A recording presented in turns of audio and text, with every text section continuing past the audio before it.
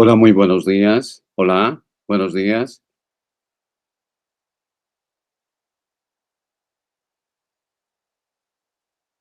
¿Me escuchan? Buenos días, sí, doctor. Ya, muy buenos días. Vamos a comenzar otro tema que se refiere fundamentalmente al calcio. El calcio es uno de los iones muy importantes dentro del cuerpo. Es un mineral que cumple diversas funciones y está en relación con la hormona paratiroidea, con la calcitonina, tiene su metabolismo, está en relación con el fosfato, está en relación con la vitamina D, está en los huesos, está en los dientes. O sea, el tema central se refiere al calcio.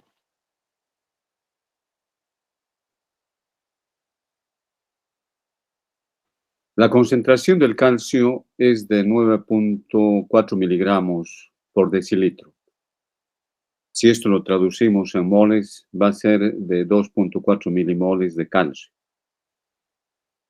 En realidad, el calcio es un elemento divalente. La concentración tendría que ser 1,2 milimoles. Sin embargo, por ser un calcio divalente, consideramos el doble, 2,4 milimoles de calcio. Como ustedes recordarán, el calcio participa en diversos procesos metabólicos, en diversas funciones. Tal vez alguien de ustedes podría decirme en qué funciones, en qué reacciones químicas participa el calcio.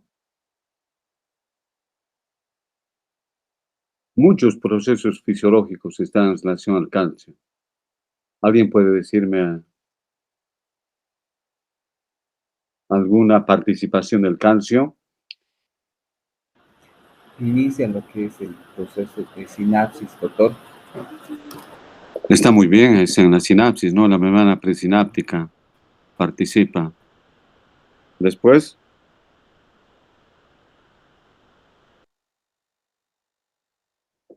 otra función, otra participación del calcio.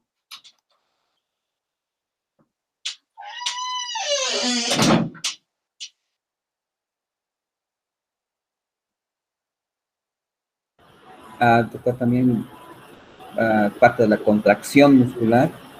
Exactamente, en la contracción muscular, recuerden ustedes, el retículo sarcoplásmico, que es el que va a regular el calcio, participa en la contracción muscular, recuerden ustedes, en el músculo cardíaco, en la meseta, ¿no? ¿Se acuerdan? En la meseta que se forma en la gráfica de la despolarización del músculo cardíaco. ¿En qué más participa? ¿Está muy bien?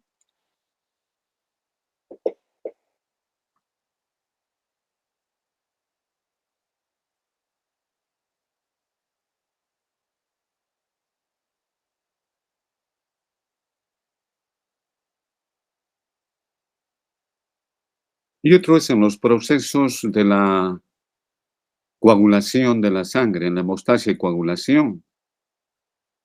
Recuerden ustedes, tanto en la vía intrínseca, en la vía extrínseca, para formar el activador de la protrombina está el calcio. Y si nosotros retiramos el calcio, no hay proceso de coagulación, no se desarrolla la vía intrínseca. Ahí participa el calcio. Entonces, fíjense que el calcio es un elemento muy importante que se encuentra en diversas funciones de nuestro organismo. El calcio puede estar de tres maneras presente en el organismo, ¿no? Tenemos uno que está unido a las proteínas, en un 41%. Luego tenemos una forma no ionizada que se encuentra unido a aniones, ¿no? Aniones en un 9%, y un 50% se encuentra ionizado, o sea, como con esa valencia que ustedes conocen del calcio más 2, se encuentra de esta manera, y este es el que atraviesa las diferentes membranas celulares.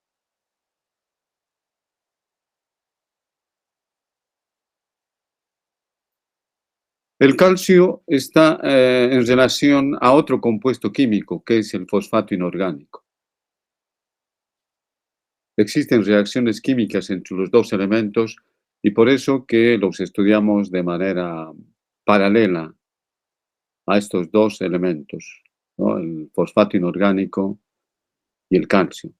El fosfato inorgánico es aquel que viene del ácido fosfórico. Este va a perder algunos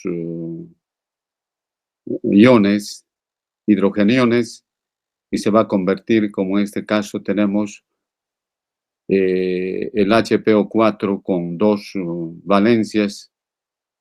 Este es el fosfato ácido. Este es el fosfato diácido, dos elementos muy importantes, ¿no? Uno que ha perdido dos, el primero, dos hidrogeniones, y el segundo, un hidrogenio. Entonces, bajo esta forma se encuentra el fosfato inorgánico. La concentración del fosfato es de 3-4 miligramos en las personas adultas y varía en los niños. En los niños, observen ustedes, es un poquito más elevado debido a que en el niño están habiendo diversos procesos, como es el proceso de la calcificación, y en ese proceso de calcificación es donde está ingresando el calcio, además del fosfato, formando los cristales de hidroxiapatita.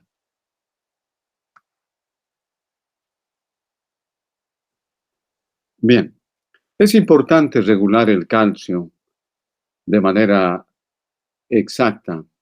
Habíamos indicado que su concentración es de 9.4 miligramos por 100 ml y de 2.4 milimoles por litro de solución. Es muy diferente al fosfato. El calcio sí tiene efectos cuando no se regula de manera adecuada. En cambio, el fosfato, su regulación no es muy exacta, ¿no? Entonces no da grandes trastornos como ocasiona, como vamos a ver ahora, el calcio. Fíjense esa concentración del calcio de 9.4 miligramos por decilitro, si baja a un 50%, va a provocar contracciones tetánicas. Esto debido a que cuando baja el calcio, permite el ingreso del sodio, permite la despolarización de la membrana celular y va a generar, en el caso del músculo, contracciones de tipo tetánica y en algunos casos puede llegar hasta las convulsiones. Es así como la disminución del calcio va a producir contracciones en el carpo y a nivel de los pies.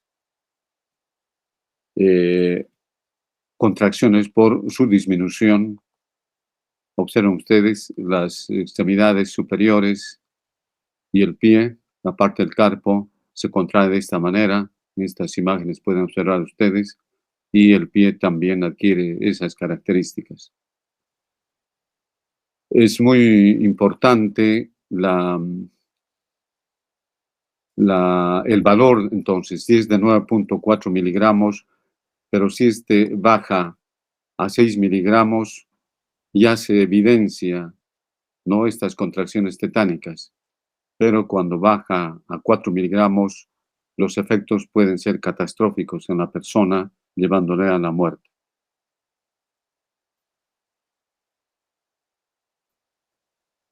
Hemos hablado de la hipocalcemia, cómo se tiene que regular de manera exacta el calcio. Ahora vamos a ver lo inverso, una hipercalcemia. Una hipercalcemia reduce la actividad del sistema nervioso y del músculo.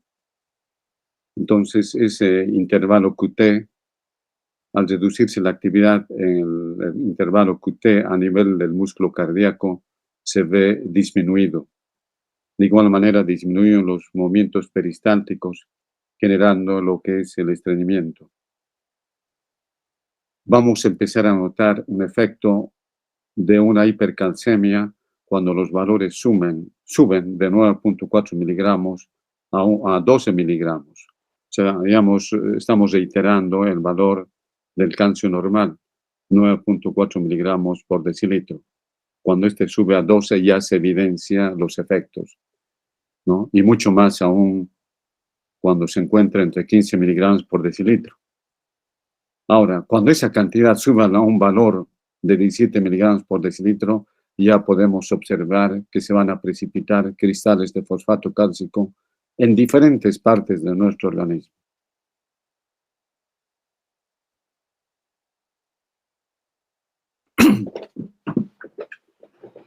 Es muy importante la absorción y la extracción del calcio. ¿Dónde se absorbe? Se absorbe a nivel del intestino. Y ahí es también donde se va a eliminar, ahí se regula el calcio. Cuando nosotros ingerimos calcio, lo hacemos más o menos una cantidad en diversos alimentos, de 1000 miligramos. En la misma cantidad, ya que estos dos elementos están relacionados, en la misma cantidad se va a ingerir. Esto equivale, 1000 miligramos de calcio equivale a 1 litro de leche. O sea, en 1 litro de leche nosotros vamos a encontrar los 1000 miligramos. Hay una excreción renal del calcio y del fosfato. Siempre estos dos elementos van paralelos y se van regulando de manera conjunta. El calcio que se elimina en la orina es de 10%, que equivale a 100 miligramos. Hay gran cantidad de calcio que se filtra a nivel de la membrana de filtración, a nivel de los riñones. Sin embargo, a nivel de los diferentes túbulos renales se va a reabsorber el 99%. Se filtra el 99% de calcio y de este solamente se elimina el 10%. Todo el resto a nivel de los túbulos se va a reabsorber. O sea, gran cantidad de calcio se reabsorbe.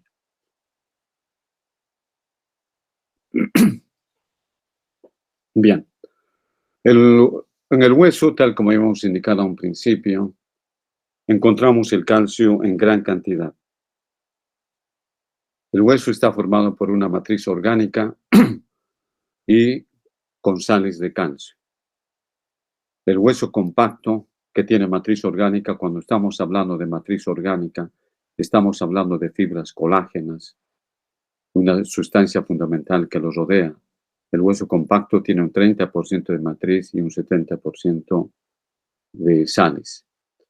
Las fibras colágenas están distribuidas en la matriz orgánica de manera paralela a la tensión que sufre el hueso. Las fibras colágenas generan gran tensión a la estructura ósea. Vamos a tener también una sustancia fundamental, la cual va a estar compuesta por proteoglicanos.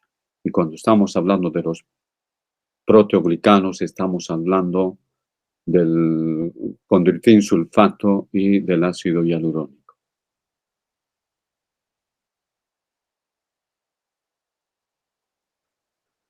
Entonces, en la matriz orgánica se van a ir a depositar las sales cristalinas que están formadas por calcio y por fosfato. Las fibras colágenas, reitero, van a dar una resistencia a la tensión, mientras que el depósito de sales cristalinas como la hidroxiapatita dan resistencia a la compresión. Esas son las dos funciones que van a presentar la estructura ósea, uno por parte de las fibras colágenas, que van a dar resistencia a la tensión, y por otro lado, la resistencia a la compresión por las sales de calcio, es decir, por la hidroxiapatita.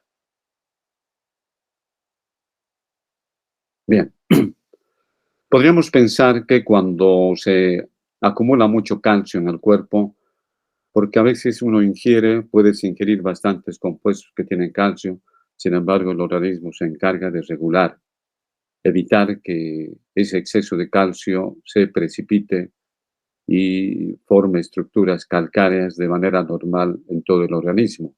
Y la sustancia que evita el precipitado de calcio en diferentes partes del cuerpo es el pirofosfato. Es el pirofosfato el que va a evitar que se depositen sales de calcio en diferentes partes del cuerpo cuando éste se encuentra en gran cantidad. Pero esta regulación va a estar dada, por otro lado, por la eliminación del calcio a nivel de los riñones. Este es un recuerdo de lo que es la calcificación ósea. Recuerden ustedes que tenemos diversas células en el tejido óseo. Tenemos los osteocitos, A ver, fuera de los osteocitos, ¿qué otras células más podemos encontrar? ¿Quién puede decirme histológicamente qué otras células encontramos en el hueso fuera de los osteocitos?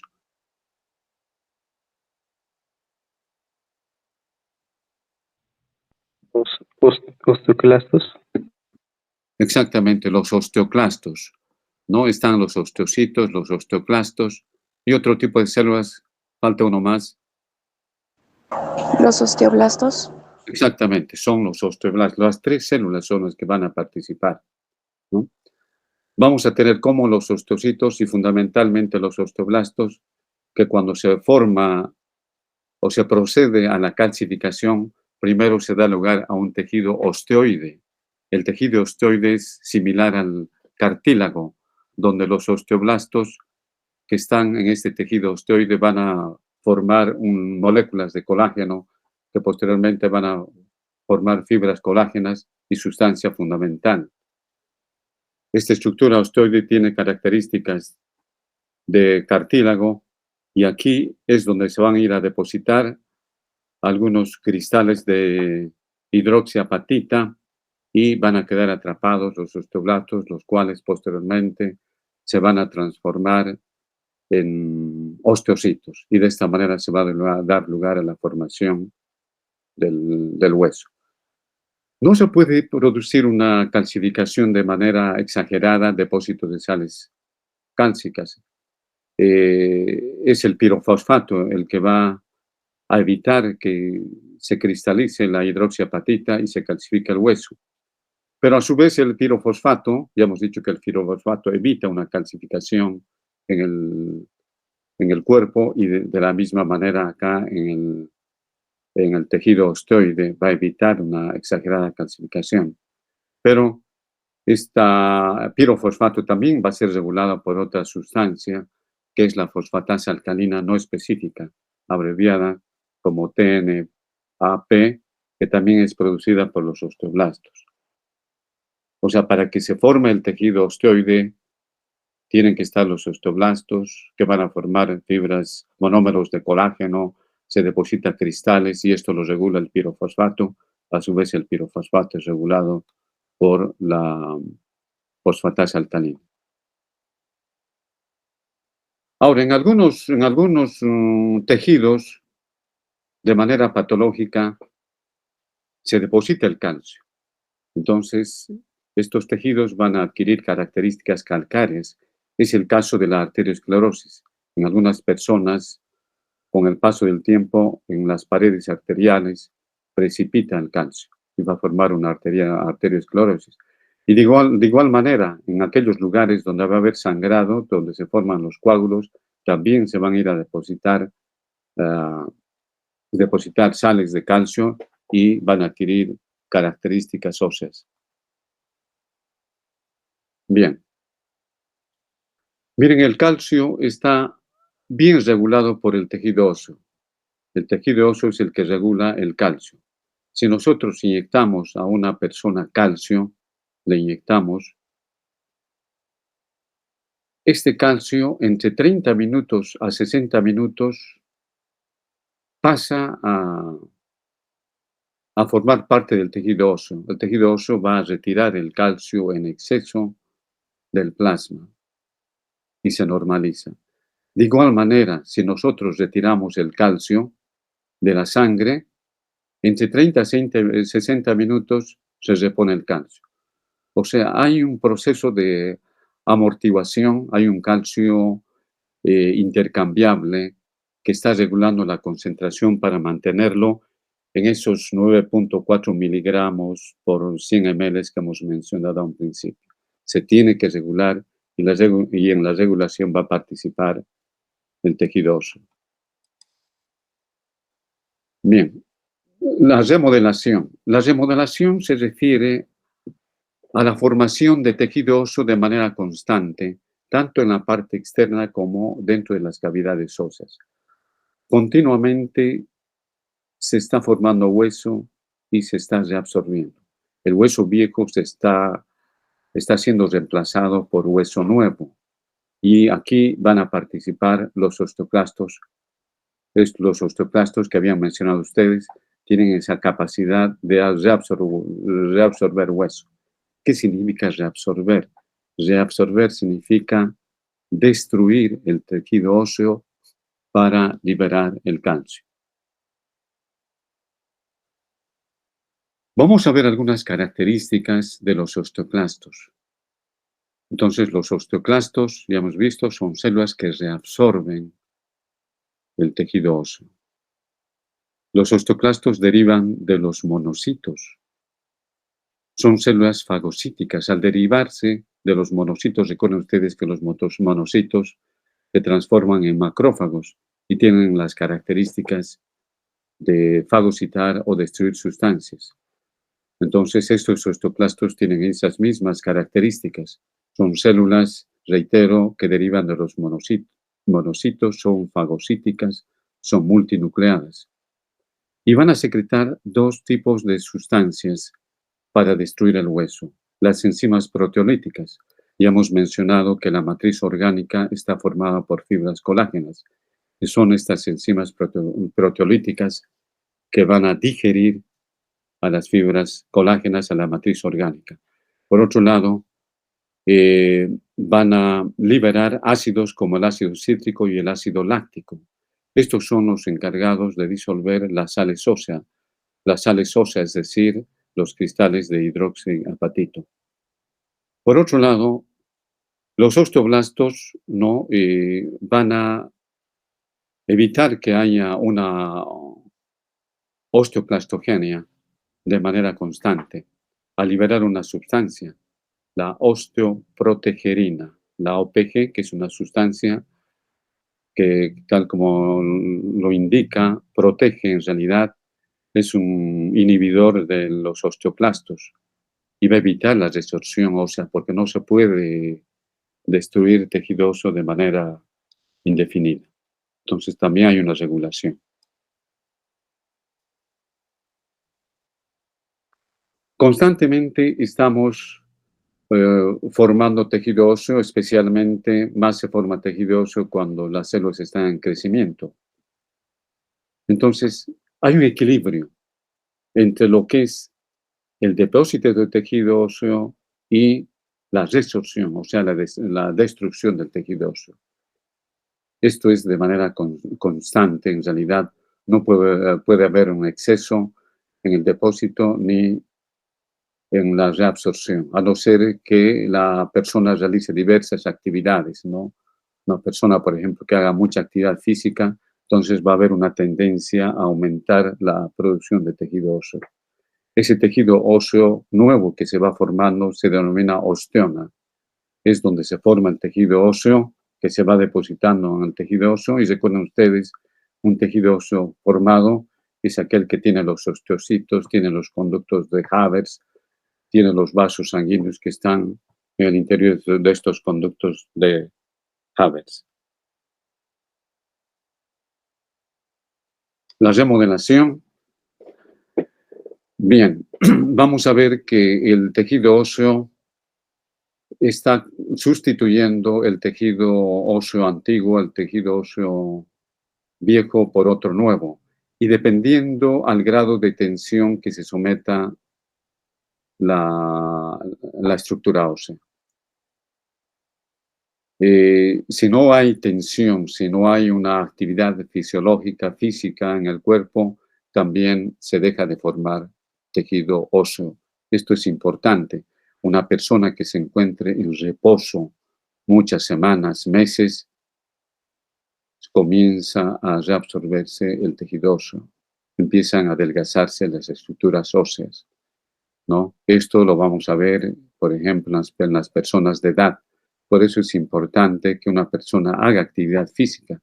El hecho de caminar, por ejemplo, eso ya se genera una tensión, una compresión en los tejidos óseos y eso genera formación de tejido óseo. Si ustedes tienen en la casa un abuelito, una abuelita, háganle caminar, que camine, que no esté mucho en reposo. Ese hecho de caminar va a generar tejido óseo nuevo para reponer el viejo. De lo contrario, sus huesitos de esta persona de edad se van a ir adelgazando y posteriormente aparecen fragilidades que puede fácilmente fracturar el tejido óseo. El hueso viejo es frágil y débil, entonces hay que renovarlo formando matriz orgánica nueva, ¿no? A través de la actividad. Si comparamos los huesos de los niños con las personas de edad avanzada, vamos a ver que en los niños hay bastante producción de tejido óseo. En cambio, en las personas de edad avanzada disminuye la producción por la menor actividad que realizan las personas de edad.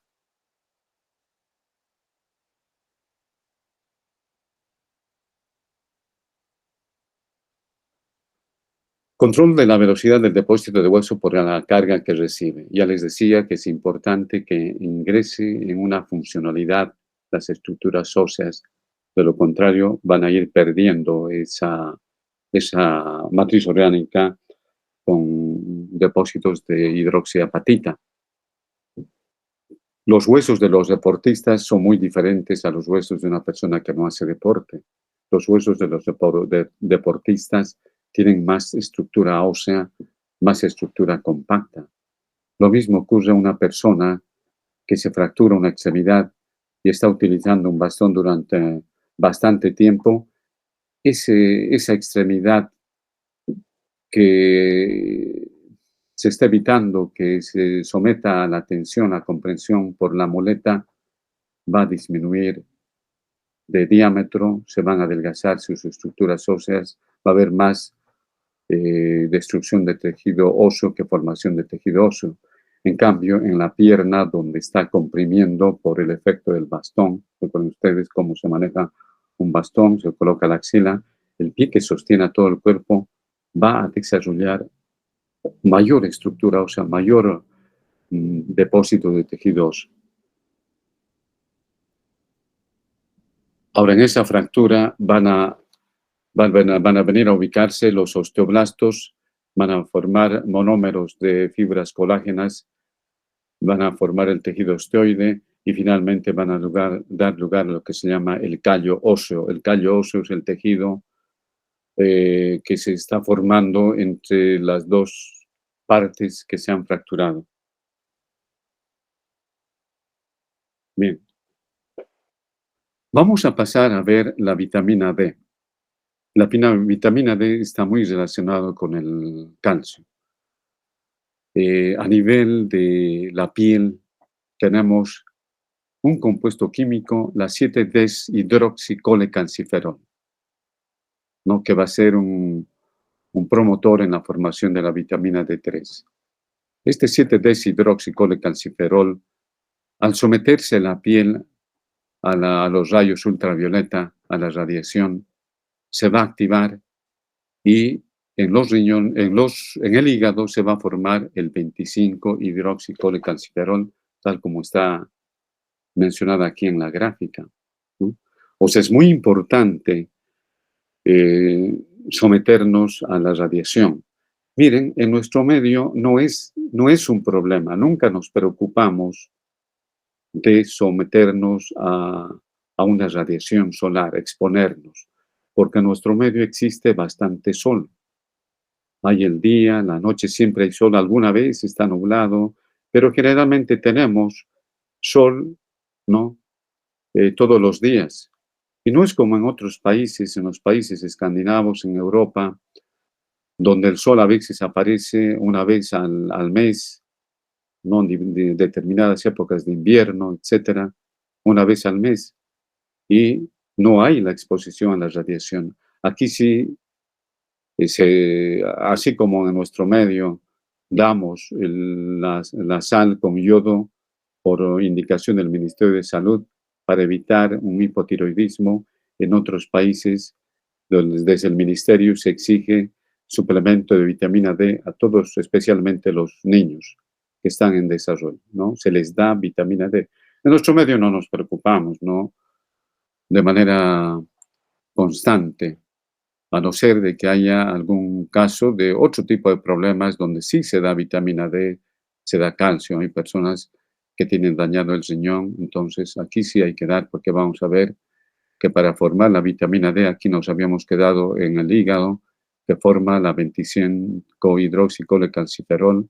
Este se va a dirigir hacia los riñones y va a ser muy importante la integridad de los riñones para formar el 1,25-dihidroxicolecalciferol, que es la forma activa de la vitamina D, D3.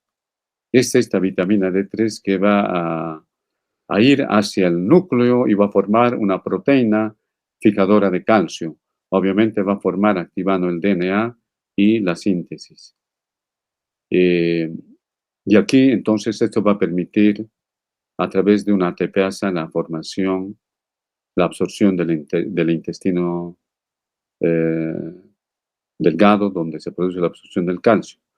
Va a ser muy importante la concentración de los iones de calcio para regular el calcio, porque si se está absorbiendo ya mayor cantidad de calcio, hay proceso inhibitorio. Y aquí va a participar en la formación de la vitamina D, la hormona paratiroidea. Entonces ya estamos comenzando a mencionar a la hormona paratiroidea, que va a ser muy importante también para formar a nivel de los riñones la 1,25-dihidroxicolecalciferol, que es la vitamina D3 activa.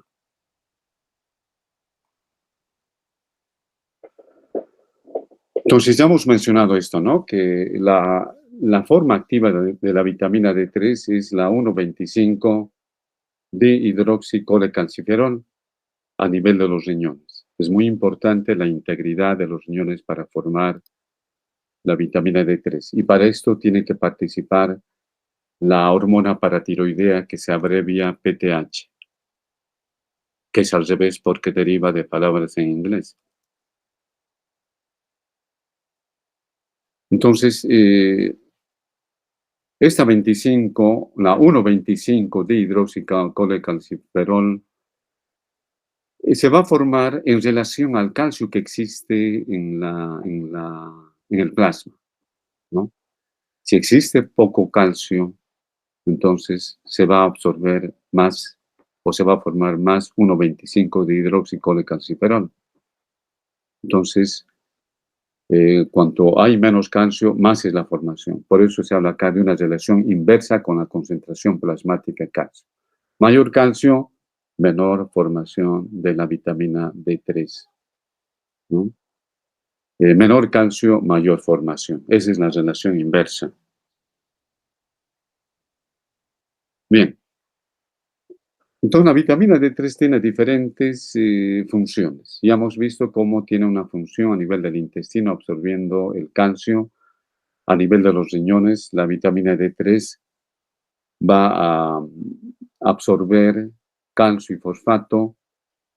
También va a permitir el depósito de calcio y fosfato a nivel del tejido óseo.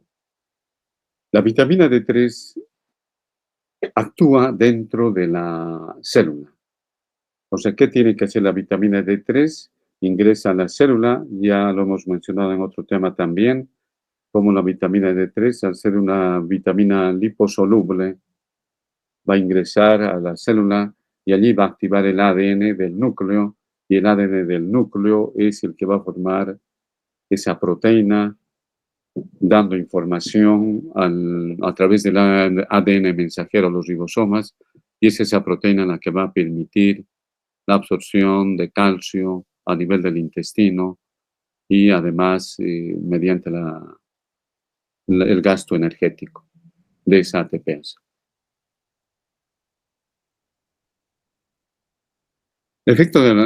Miren, la vitamina D tiene un efecto, es un efecto hormonal, o sea, la acción es parecida al de una hormona, por eso se habla de un efecto hormonal de la vitamina D. Lo que va a hacer es formar la síntesis de una proteína que hablábamos, y eso es la calvindina. La calvindina es la proteína que a nivel del intestino, del epitelio intestinal, va a absorber calcio. La velocidad de absorción de calcio va a depender de esta proteína. Es importante esta proteína para absorber el calcio, ¿no? Si hay mucha proteína, la absorción también va a ser mucho mayor.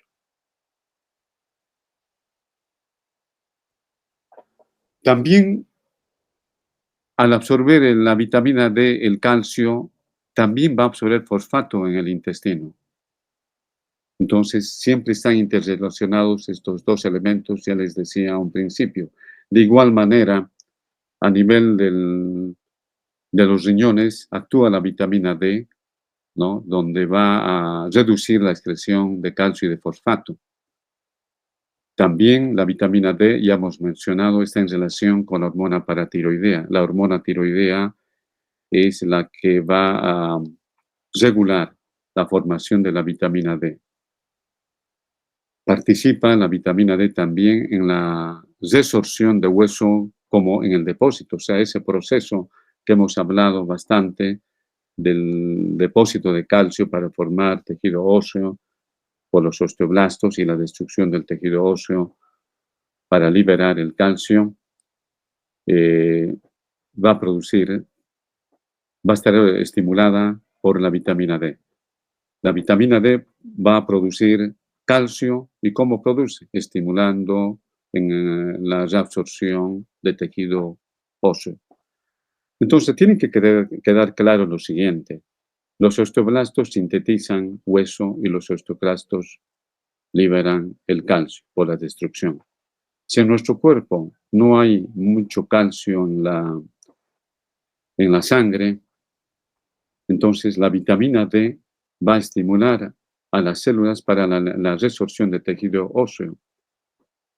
Entonces, esto va a liberar calcio en la sangre. Si no existiera la vitamina D, disminuiría el proceso de reabsorción ósea y no habría calcio. Y el efecto de la hormona paratiroidea también disminuiría. Vamos a ver cómo la hormona paratiroidea es el que aumenta el calcio en la sangre, pero requiere de la vitamina D para actuar.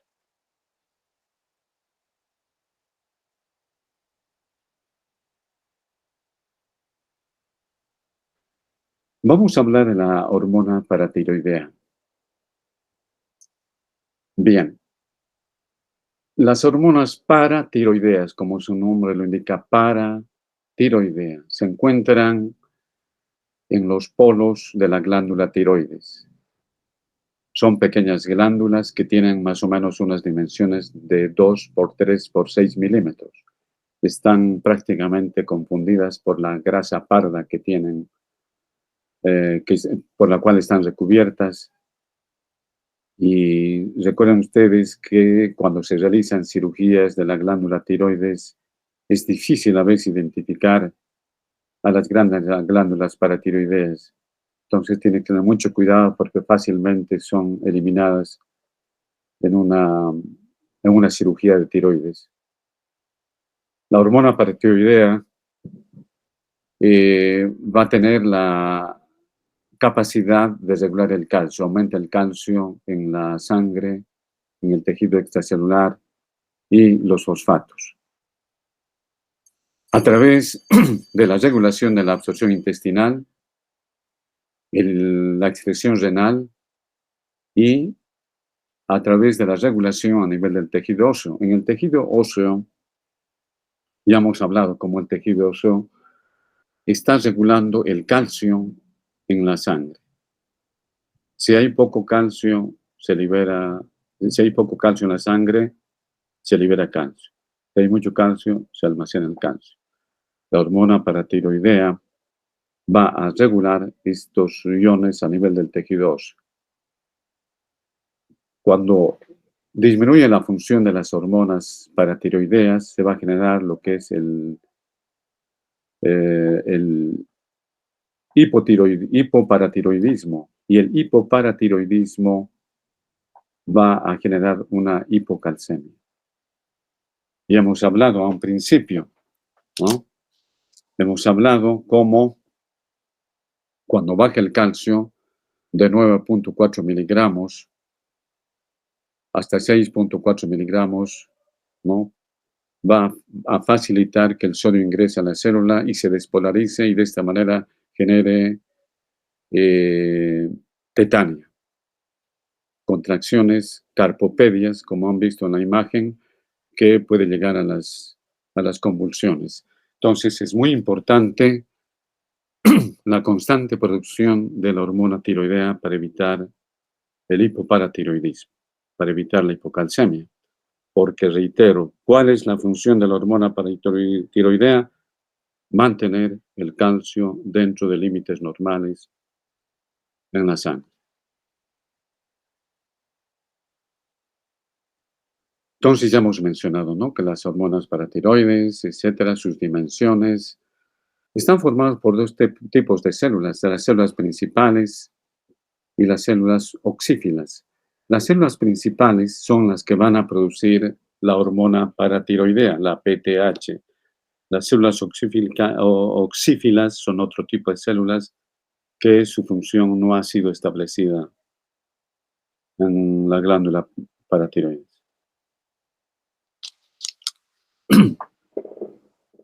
Ahora, siempre vamos a partir de una premisa, decir que la función de la hormona paratiroidea es mantener el calcio en la sangre dentro de límites normales, es decir, 9.4 miligramos por decilitro, ¿no?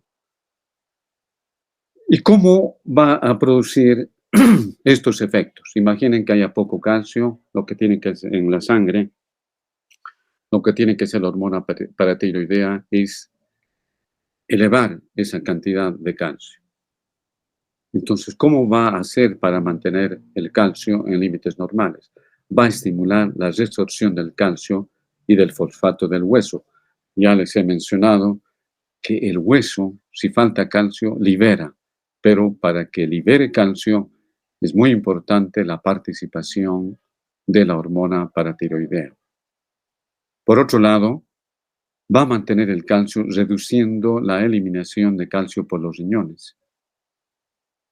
Reduce la excreción y de esta manera va a mantener el calcio. También la hormona paratiroidea va a estimular la excreción renal del fosfato. También regula el fosfato, el calcio a nivel de los riñones.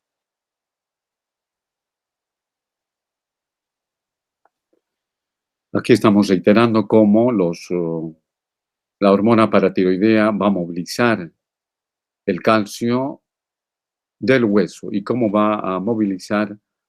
Lo va a hacer de dos maneras. Uno, una fase rápida de movilización del calcio y de fosfato en el hueso. Ese proceso de destrucción del hueso se llama osteólisis, que va a liberar especialmente de dos zonas, de la matriz ósea, cerca de los osteocitos y cerca los osteoclastos. Hay una membrana a nivel de los huesos, una membrana llamada membrana osteocítica. Esta membrana osteocítica es la que va a liberar el calcio a través de una bomba de calcio. Y esta bomba de calcio va a estar estimulada por la hormona paratiroidea. Hemos visto que hay una fase lenta, ¿no? La fase lenta o la fase rápida que acabamos de mencionar, de cómo moviliza el calcio mediante la osteólisis, mediante la membrana osteocítica. Y existe una fase lenta de liberación de calcio. Es activando los osteoclastos que ya están formados. O sea, la hormona paratiroidea activa esos osteoclastos que tiene el tejido óseo. Por otro lado, estimula la producción de nuevos osteoclastos. Estos nuevos osteoclastos van a destruir el tejido óseo y de esta manera van a liberar el calcio a la sangre. Entonces, dos maneras de liberar el calcio, una fase rápida y una fase lenta. Bien. Tenemos la calcitonina. La calcitonina es otra hormona que se produce en la parte externa de los folículos tiroideos. En la parte externa de los folículos tiroideos tenemos unas células llamadas parafoliculares o células C. Y esta hormona va a estar en relación al calcio. En todas las funciones de nuestro cuerpo, en la mayoría, mejor decir en la mayoría, hay sustancias que favorecen una función y otras que disminuyen esa función, ¿no?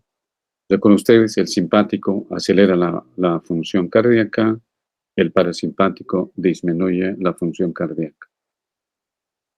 El parasimpático estimula el peristaltismo, ¿no? Y el simpático disminuye el peristaltismo. La insulina aumenta o disminuye la glucosa en la sangre. El glucagón aumenta la glucosa en la sangre. Fíjense, hay funciones contrarias, una que estimula y otra que inhibe. Lo mismo ocurre con el calcio. Vamos a tener dos hormonas. La hormona paratiroidea mantiene o aumenta el calcio en la sangre. A eso se llama la calcemia. Lo mantiene en 9.4 miligramos por decilitro. De manera constante, evita que disminuya, ¿no? En cambio, lo que hace la calcitonina disminuye el calcio en la sangre. Disminuye el calcio en la sangre. O sea, cuando aumenta el calcio en la sangre, inmediatamente se libera la calcitonina y esto va a disminuir el calcio en la sangre. O sea, son dos efectos contrarios, tanto de las hormonas paratiroideas como de la calcitonina. Bien. Aquí se corrobora lo que decimos, ¿no? La calcitonina reduce la concentración plasmática de calcio. La hormona paratiroidea aumenta la concentración de calcio, plasmática de calcio. Entonces, ¿cómo la calcitonina va a reducir la concentración plasmática de calcio? Hay un efecto inmediato y es la de disminuir la actividad absortiva de los osteoclastos. O sea, si hay mucho calcio en la sangre, hay que disminuir la liberación de calcio. ¿Sí? ¿Y cómo se disminuye? Inhibiendo, ¿no?, esa actividad absortiva, reduciendo esa actividad absortiva de los osteoclastos. El segundo efecto es un efecto mucho más prolongado. No se forman nuevos osteoclastos. No se forman nuevos osteoclastos. Porque si se forman nuevos osteoclastos, entonces va a aumentar la producción, va a aumentar el calcio en la sangre, entonces tiene que inhibir. Si ustedes se fijan, estos efectos son contrarios a la hormona paratiroidea. La hormona paratiroidea tiene que aumentar el calcio en la sangre, que estimula a los osteoclastos para que liberen calcio.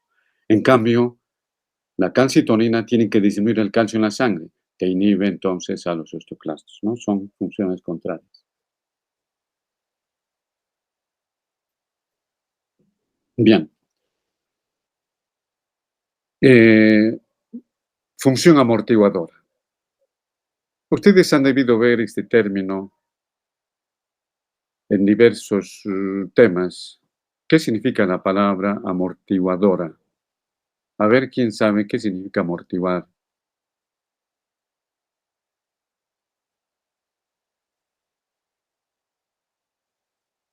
¿Quién me puede decir qué significa amortiguador? Porque hay el amortiguador, recuerden ustedes, amortiguadores del equilibrio ácido-base, ¿no?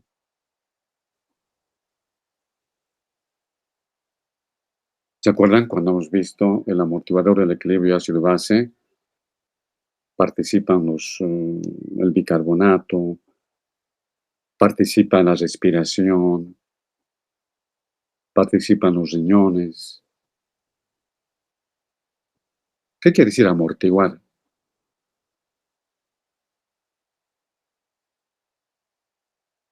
¿Alguien se anima a decir?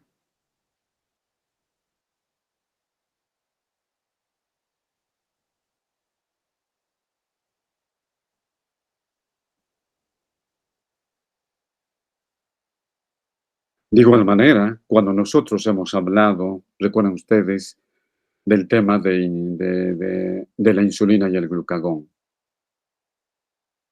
en relación al azúcar. El hígado tiene función amortiguadora de del azúcar o de la glicemia. El hígado evita cambios de subida o de bajada del azúcar. Trata de mantener de manera constante. Evita estos cambios. También en esto participan la insulina y el glucagón. La insulina retira el azúcar de la sangre y los almacena en el músculo, lo almacena en el hígado. En cambio, el glucagón tiene efecto contrario, fragmenta el glucógeno para liberar glucosa, estimula la gluconeogénesis para formar azúcar y de esta manera lanzarlo. Fíjense, hay función amortiguadora. Hablamos de función amortiguadora, entonces, en clorhidrato base. Hablamos de función amortiguadora en el caso del azúcar. Ahora estamos hablando de función amortiguadora en el caso del calcio. ¿Me están escuchando, no? ¿Hola? Sí, doctor. Perfecto. Sí, doctor. Bien, entonces, yo creo que todos captan, ¿no? Lo que pasa es que no se animan a hablar. Amortiguar es evitar cambios bruscos de aumento o de disminución exagerados. No puede haber un exceso de calcio, no puede haber una disminución de calcio extrema. Alguien tiene que regular ese calcio, alguien tiene que amortiguar. Y los primeros que amortiguan son los huesos. Si falta calcio, los huesos, por ese fenómeno de reabsorción ósea por los osteoclastos, liberan el calcio. Si hay mucho calcio, esto de inmediato es retirado, hay mucho calcio en la sangre, es retirado y llevado a los huesos. Las mitocondrias, a nivel del hígado y del intestino, también cumplen esta función. Van a liberar calcio y van a guardar calcio. Liberan y guardan calcio en estos organelos como son las mitocondrias, especialmente mitocondrias del hígado y del intestino. Entonces eso significa amortiguar, evitar cambios en exceso, en aumento o en disminución, mantener de manera constante.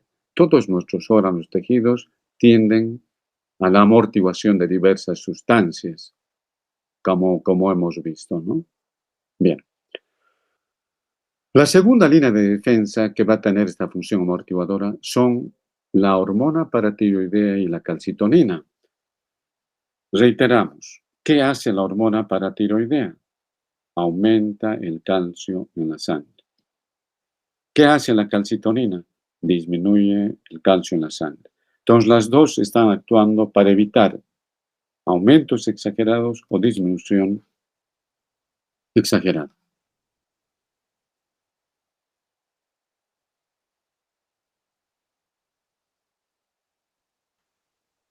Bien, entonces hemos visto todo referente a la regulación del calcio, ¿no? El calcio es un elemento muy importante que debe ser regulado, ya que cumple muchas funciones en diversas partes de nuestro cuerpo. La contractura muscular, en el proceso de la coagulación, en la transmisión de impulsos nerviosos, en la función intestinal, en la función cardíaca, etc. Cumple muchas funciones, debe ser regulado, ¿no? En esos valores de 9.4 miligramos. Y para esto participan muchas estructuras, el tejido óseo, las hormonas paratiroideas, la calcitonina, etc. Ahora vamos a ver algunas patologías en relación a los cambios de funcionamiento en las glándulas paratiroides. Cuando existe la baja producción de hormona paratiroidea, va a generar el hipoparatiroidismo, ¿no? Y el hipoparatiroidismo significa disminución de calcio. Y la disminución de calcio significa, uno de los signos y síntomas es la tetania que hemos visto en ese signo carpopedio por contractura de los músculos, ¿no? Y luego tenemos el hiperparatiroidismo que va a relajar, va a disminuir el calcio en la sangre y esto relaja las estructuras que requieren calcio para funcionar. El raquitismo es la carencia de vitamina D. Al no haber vitamina D, por consiguiente, tampoco hay calcio.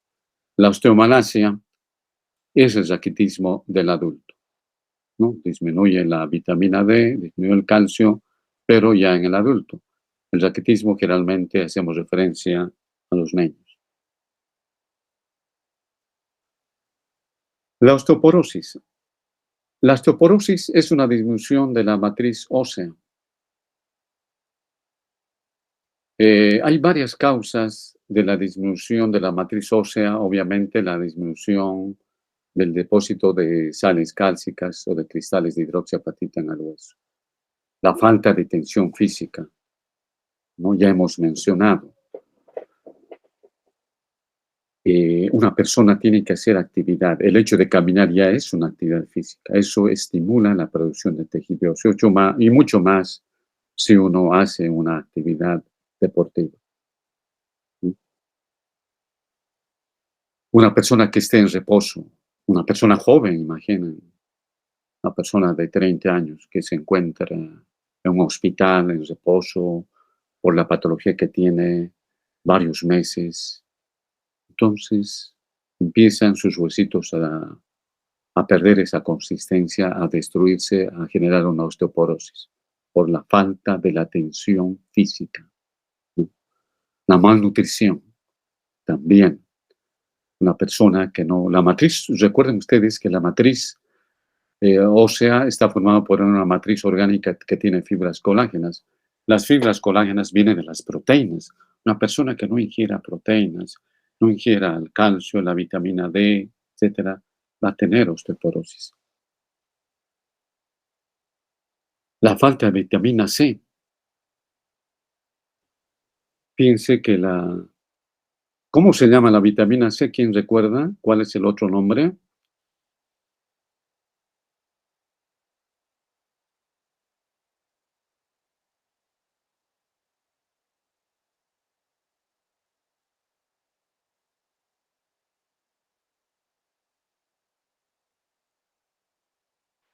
Ácido ascórbico. Muy bien, es el ácido ascórbico. La vitamina C es el ácido ascórbico. ¿Ustedes se acuerdan? Bueno, debemos seguir manteniendo, debemos seguir teniendo presente esta información de que la vitamina C se recomienda y se recomendaba con más insistencia durante la pandemia. ¿Por qué razón? ¿Alguien sabe?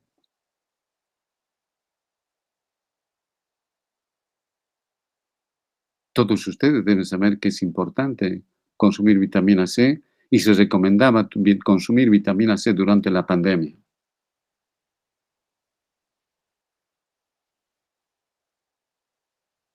¿Por qué razón? A ver.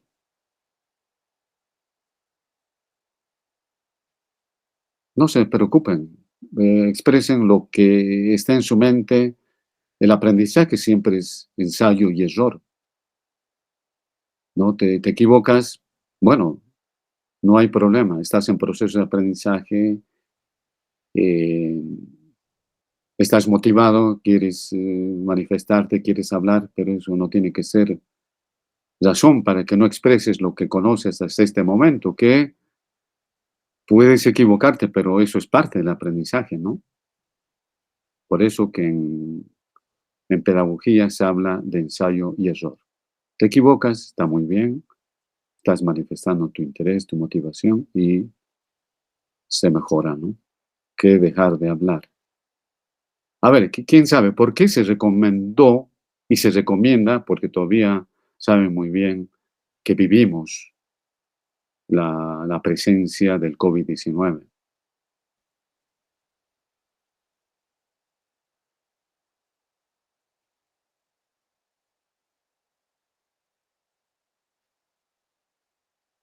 ¿Podría ser porque es un buen antioxidante?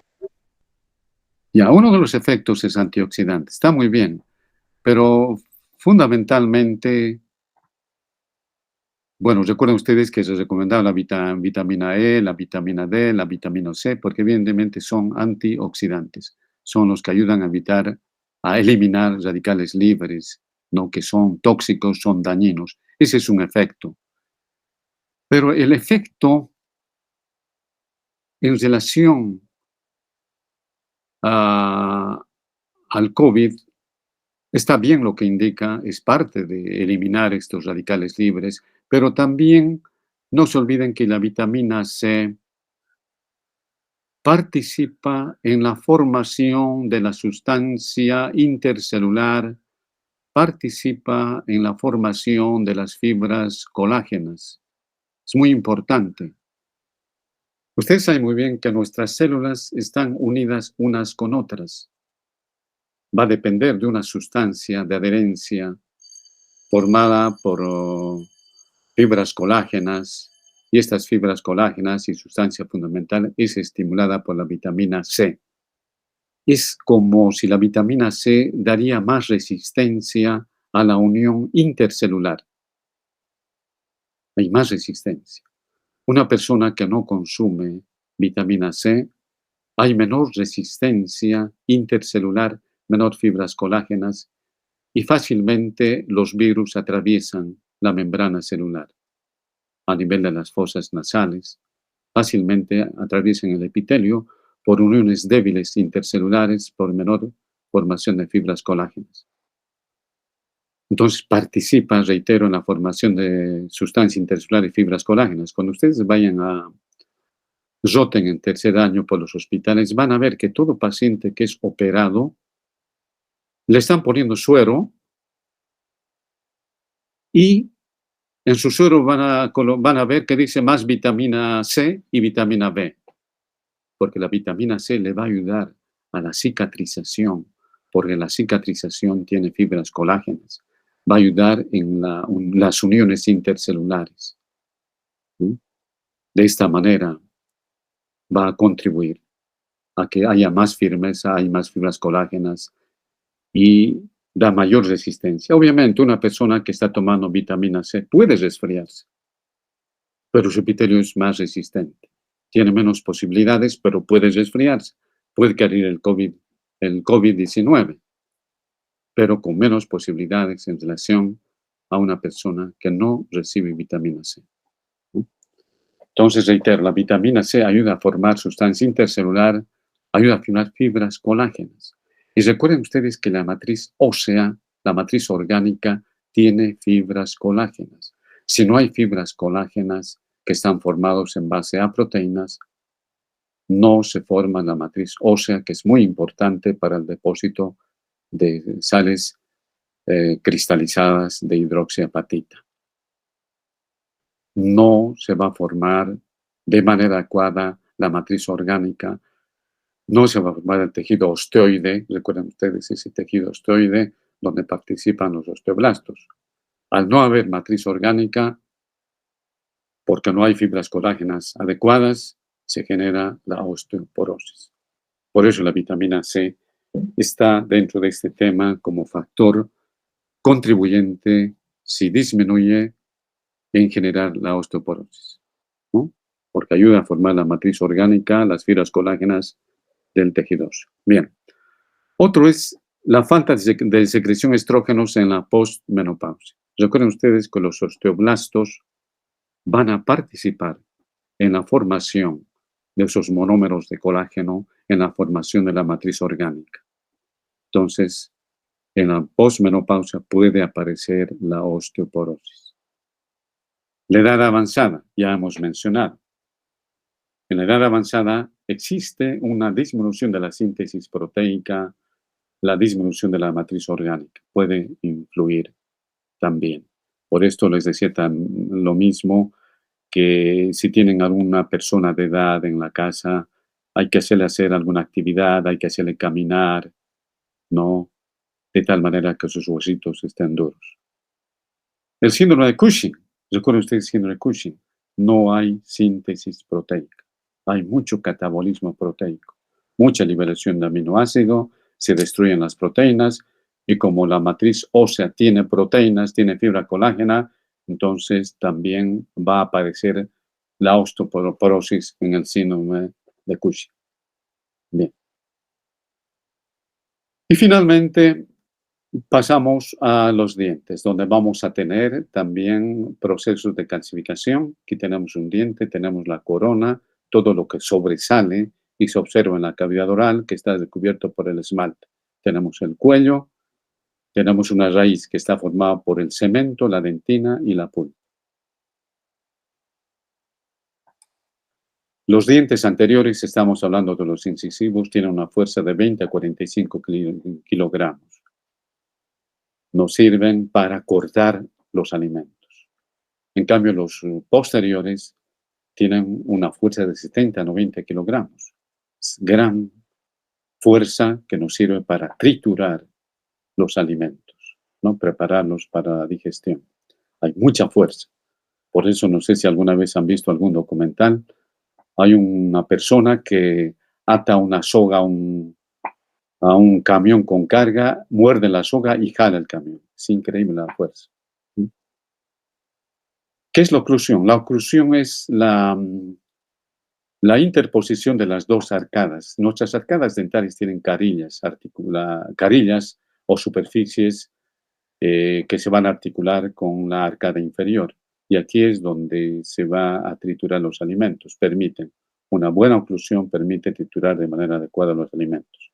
Y si no hay una buena oclusión, porque hay una protrusión de la mandíbula, el mandilar, hay personas que tienen la mandíbula protruida hacia adelante. Generalmente los incisivos superiores están delante de los incisivos inferiores, ¿no? Otros tienen una mala oclusión cuando las dos superficies intermaxilares están juntas, incisivos con incisivos, eso es una mala oclusión. O porque está protruida, el incisivo inferior está más adelante, más sobresalido que los superiores, eso es una mala oclusión. Bueno, rápidamente los esmaltes tienen cristales de hidroxiapatita, los cuales son formados por los ameloblastos. Es igual a la queratina del pelo, en realidad, la característica del esmalte. Es muy duro el esmalte. Es mucho más duro que la dentina que está en la parte interna. La dentina es una estructura ósea fuerte. Tiene fibras colágenas que atraviesan toda la dentina, pero no tienen osteoblastos, osteocitos ni osteoclastos. Están revestidos de odontoblastos en su superficie interna. El cemento es una sustancia que se forma por la membrana periodontal, está revistiendo todo lo que es el alvéolo, tiene fibras colágenas. Está en relación con el alvéolo dentario y el diente. La pulpa es la parte más interna del diente, es donde están los odontoblastos, y en la pulpa vamos a encontrar vasos sanguíneos, nervios, vasos linfáticos. Y finalmente la dentición, tenemos dos tipos de dentición, una dentición temporal, que son 20, comienza a los 7 meses hasta los 2 años, va a durar hasta los 6 y 13 años, y después de lo cual comienzan a aparecer los dientes permanentes, que son 28 a 32, ¿no? A veces aparecen las muelas del juicio, que son los terceros molares, que a veces erupcionan de manera anormal o no erupcionan. Si erupcionan de manera anormal, es dramático el dolor que aparece. Finalmente se debe someter a cirugía. Tal vez algunos de ustedes ya se ha sido sometido a una cirugía para extraer las muelas del juicio, porque a veces están saliendo o están erupcionando de manera inadecuada. Las anomalías de los dientes, las caries y la mala oclusión. Las caries son de los deterioros por factores infecciosos y la mala oclusión, ya hemos dicho. La interposición del maxilar superior con el mandibular de manera inadecuada. El flúor es un oligoelemento. A ver, ¿quién me puede decir qué es un oligoelemento?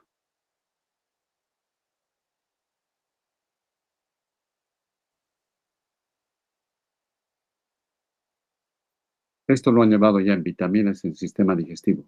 ¿Por qué se dice que el flúor es un oligoelemento?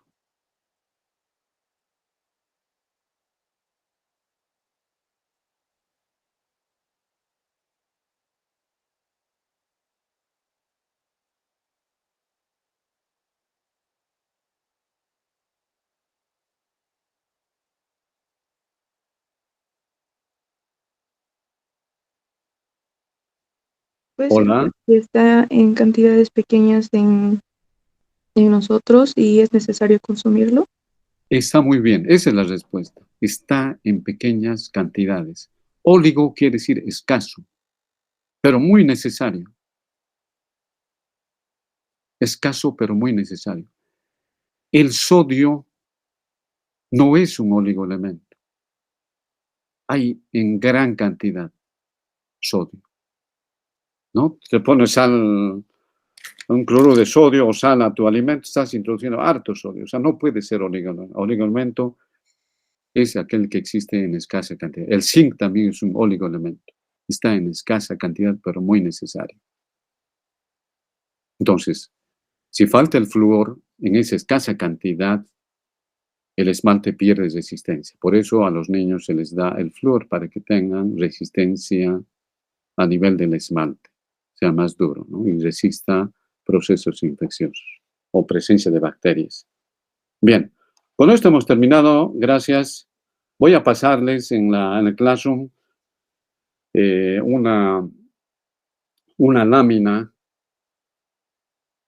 tal como les había manifestado. Fíjense, las hormonas del crecimiento, las hormonas tiroideas, las hormonas córticos suprarrenales, la insulina y el glucagón son 4 hormonas que actúan sobre los 3 alimentos básicos: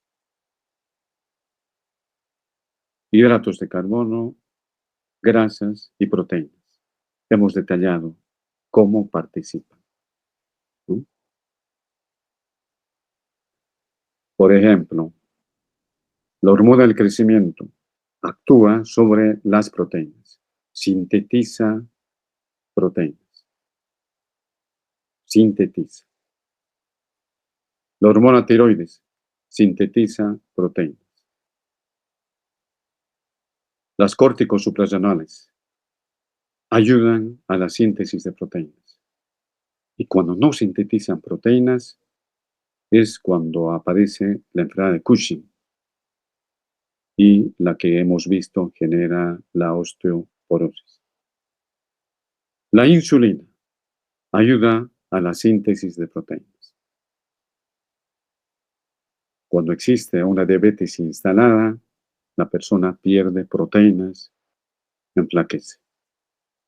Entonces, en este cuadro están así una relación de lo que hace.